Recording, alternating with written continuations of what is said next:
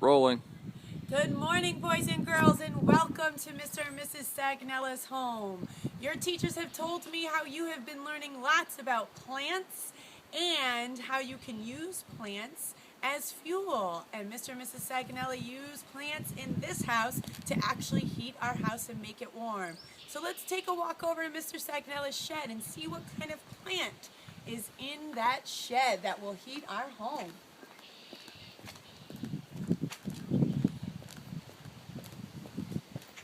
Okay, boys and girls, let's see if anyone can tell what this is.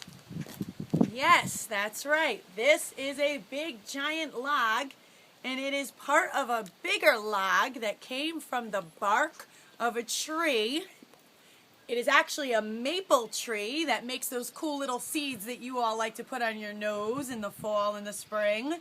And this piece of wood is actually used, which is from the plant of the maple tree, the inside trunk, to heat our home. So let's take a look at where Mr. Sagnella gets all this wood from. If you look out here in our driveway, boys and girls, you can see that Mr. Sagnella is really great at collecting big, giant pieces of wood. We have some giant logs, probably the biggest logs that you've ever seen in your life.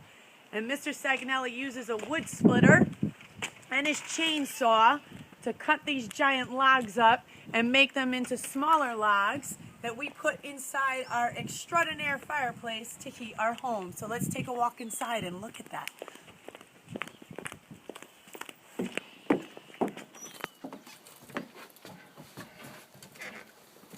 Welcome to our home. This is the extraordinary fireplace. And on a cold morning, Mr. Sagnella will open up the flue and turn the handle. And Mrs. Sagnella knows how to start the fire too. And we start with some paper and some kindling. And when the fire's going, we put the big giant log inside. And we have to close the door carefully.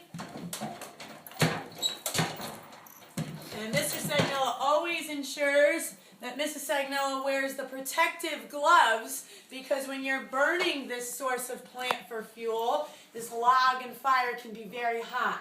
When you close the flue, it will create a nice warm flame. There's actually a small dial here that we can turn up.